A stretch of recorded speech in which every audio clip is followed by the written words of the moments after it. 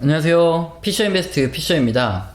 미중 무역 합의가 타결되면 우리나라 증시가 오를까요? 중국 증시가 오를까요? 완전히 결렬되면 어떻게 해야 되나요? 대공황이 오나요? 아니면 일본처럼 되나요? 이런 질문을 많이 받습니다. 재테크를 하려는 투자자라면 지금 미중 무역 합의에 대해서 일반인들보다는 좀 더 자세히 알아야겠죠.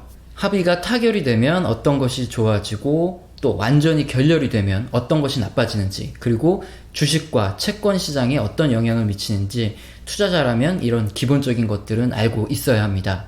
미중 무역 합의가 타결되면 제조업부터 살아납니다. 기업들이 미뤄두었던 설비 투자를 다시 시작하기 때문인데요. 설비 투자는 제품을 추가로 생산하기 위해 짓는 공장, 기계, 공구, 자동차 등을 말합니다. 미국, 중국, 양국의 기업들은 2018년부터 미중 무역 협상의 결과가 어떻게 될지 모르기 때문에 불확실한 미래에 대비하여 설비 투자를 감소시켰습니다. 예를 들어 여러분이 지금 자동차를 만드는 회사의 주인이라고 생각을 해보겠습니다. 미중 무역 협상이 타결될지 또는 완전히 결렬되어 지난 1930년대에 스무트홀리법 통과 이후에 미국과 유럽처럼 장기 불황에 빠질지 아무도 예측을 할 수 없습니다. 자, 이럴 때 회사의 주인인 여러분이라면 미중 무역 합의가 완전히 결렬되어서 혹시 모를 자동차 판매 감소에 대비를 하겠죠. 지금 당장 아무리 자동차가 잘 팔려도 추가로 공장을 짓거나 인력을 새로 뽑지 않을 것입니다. 또한 과도하게 자동차를 생산해서 재고를 쌓아두기보다는 적당한 양만 생산을 하고요. 또한 원자재의 구매 시기도 최대한 짧게 잡아서 원자재 재고도 최소화하도록 할 것입니다. 이렇게 하면 만약에 수요가 급감하는 시기가 온다 해도 손실을 최소화할 수 있기 때문이죠. 대부분 기업은 유사한 방식으로 미래에 대비합니다. 그렇게 해야 힘든 경기 둔화의 시기가 지났을 때 도태되지 않고 살아남을 수 있기 때문인데요. 이런 흐름은 실물 경제를 확인할 수 있는 이런 경제 지표들에 그대로 나타납니다. 그림은 미국 기업들의 설비 투자를 알 수 있는 미국 항공기 제외 비국방 신규 자본 주문 지표죠. 2018년도부터 설비 투자가 확연히 감소하는 것을 확인할 수 있습니다. 미중 무역 분쟁이 기업의 투자를 감소시키는데 이 투자 심리에 가장 큰 역할을 한 것으로 확인할 수 있는데요.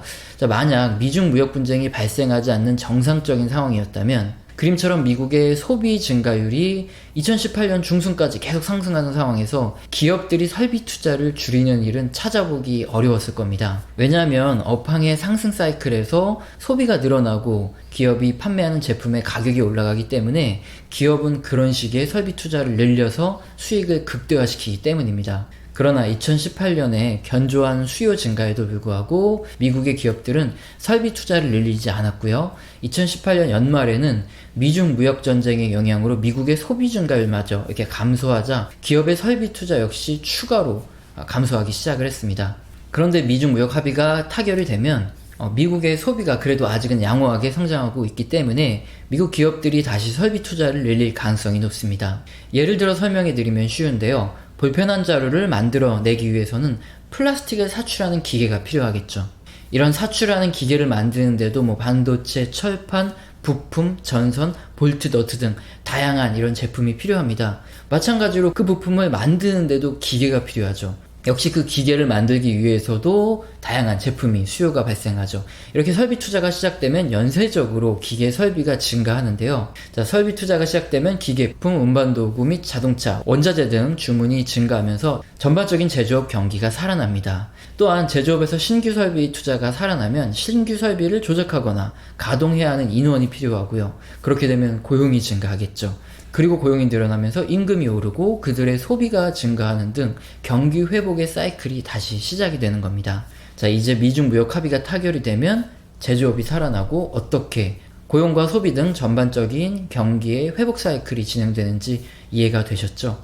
반대로 미중 무역 협상이 완전히 결렬되고 양국이 고율 관세를 높여서 무역을 중단하는 사태에 이르게 될 경우에는 제조업이 둔화되면서 역순으로 고용, 소비가 감소하고 경기 전반이 둔화됩니다. 자, 이렇게 전반적인 경기 둔화 또는 회복은 미국의 산업 생산 지표가 증가하거나 감소하는 것으로 확인이 가능한데요.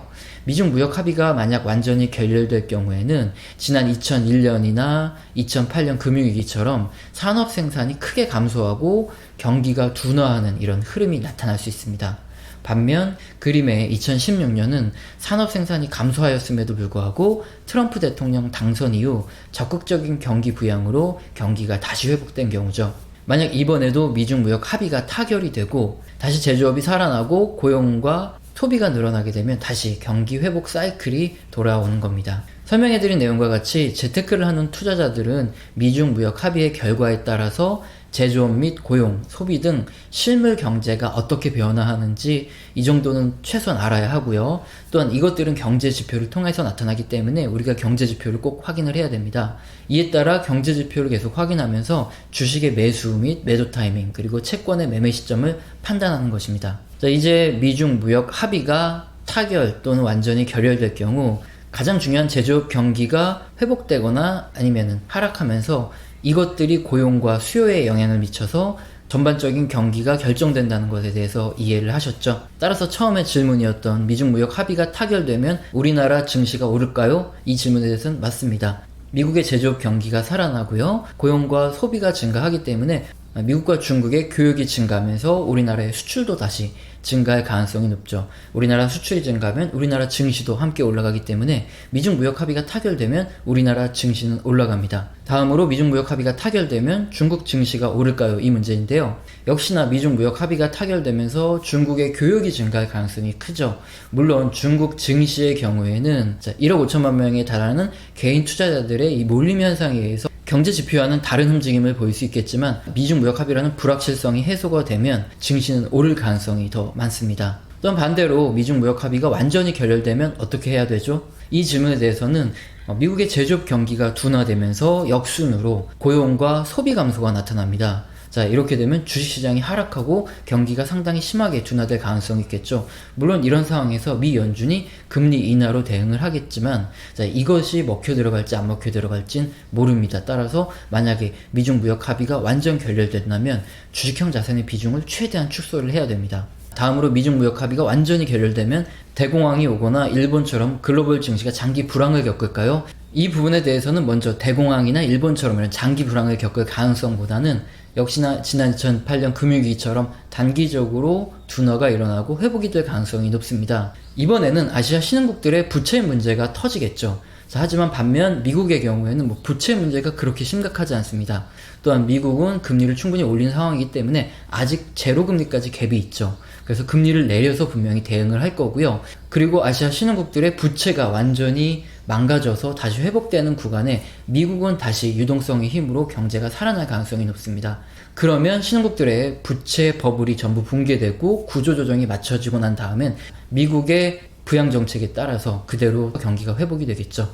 이번에 미중 무역 합의가 완전히 결렬된다 하면 신흥국 부분의 문제가 터질 뿐 대공황이 올 가능성은 그렇게 높지 않습니다. 요약을 해드리면 미중 무역 합의가 완전히 결렬될 경우라면 한마디로 신흥국들이 의존하는 미국의 경제가 다시 양적 완화로 살아날 가능성이 높고 미국 같은 경우에 먼저 부동산 부분에 구조조정을 받았죠.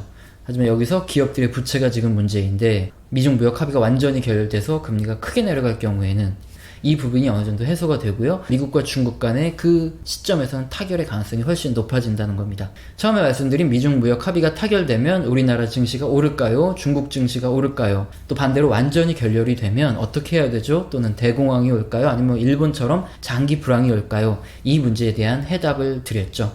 우리는 재테크를 하는 투자자이기 때문에 다른 분들보다 미중 무역 합의의 결과에 대해서 조금 더 생각하고 조금 더 현명하게 대응을 해야 되겠습니다. 오늘 영상도 마음에 드셨다면 구독과 좋아요는 꼭 눌러주시고 지속적으로 시청 부탁드립니다. 감사합니다.